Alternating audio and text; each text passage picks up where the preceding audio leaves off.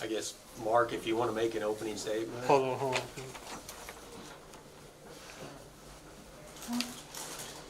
right.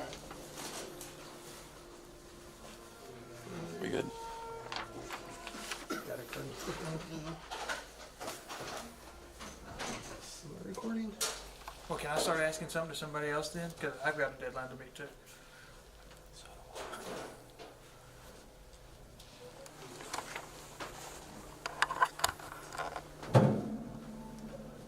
Go ahead. Yeah, go ahead. Coach, would you like to make an opening statement? Yes. Just proud for our team, our program, the university. This is obviously the first NCAA tournament win in women's basketball history in the NCAA era, and just proud of our girls, the relentlessness that they continue to show, and the desire to win. Alicia, your team struggled early. Opening 9 minutes were rough. Then look, except for you. Why? Why were you so locked in or so settled down early? This is just the way I play. I noticed that we weren't getting any ball boxing out on the offensive end, so they can get rebounds. So I had to keep calm, locked in. That's just kind of the way I play.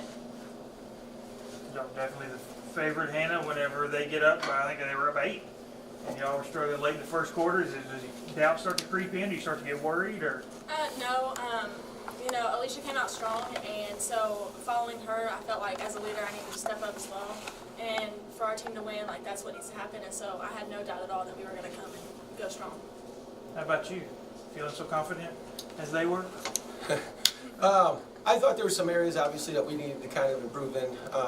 We worked hard for 2 days on rebounding, and I think it just was a little bit of probably in those first 9 minutes, just emotions and being in the first NCAA tournament, different type of setting, things like that. And so I think we had to kind of just go through the emotions and go kind of, just really just dial back in after we got the emotions through us and everything, and which we did. We were able to settle down and play. I think at that time, we just got to keep running. We got to be better at rebounding. We got to do our job defensively. I really thought those first 9 minutes were just the emotion of the atmosphere and just the environment that we're in the NCAA tournament.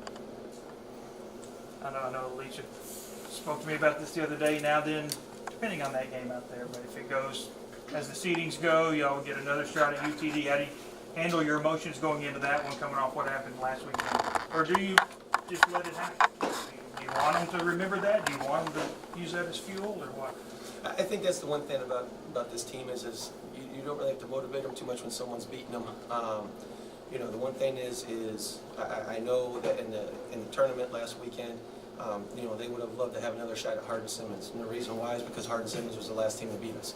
And that's the one thing is that they know what their talent is, they know what they can accomplish, they know that the ceiling is the limit for them and so forth, and so they know how much that they can bring to the table. And so there's not much motivation after a team beats you with this team.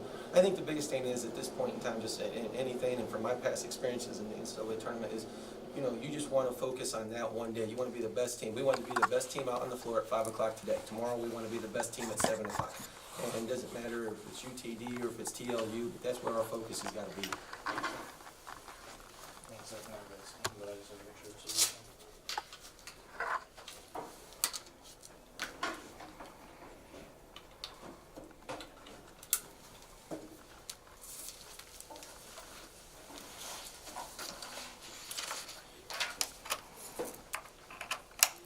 You mentioned earlier in the week some of the adjustments you guys needed to make from Saturday night's game. How did you feel about those areas coming out of this game?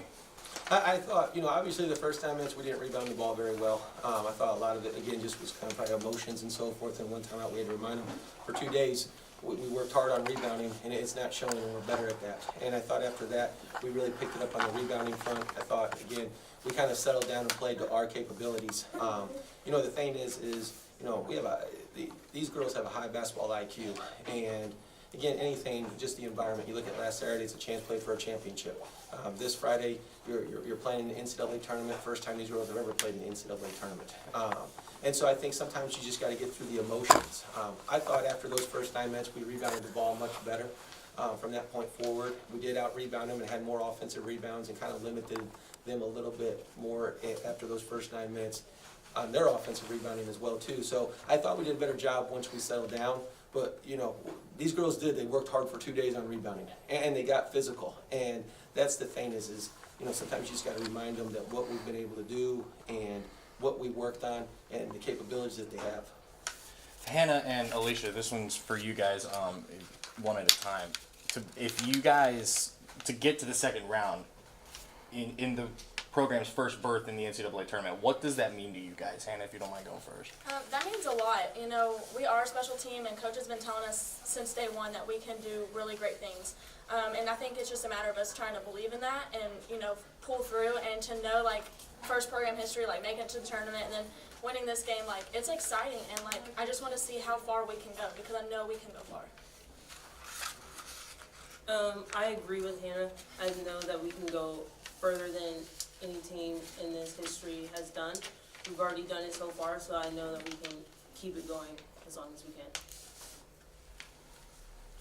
I'm good. I'm good. Okay, thank you. Awesome. Thank you. Thank you guys. Awesome.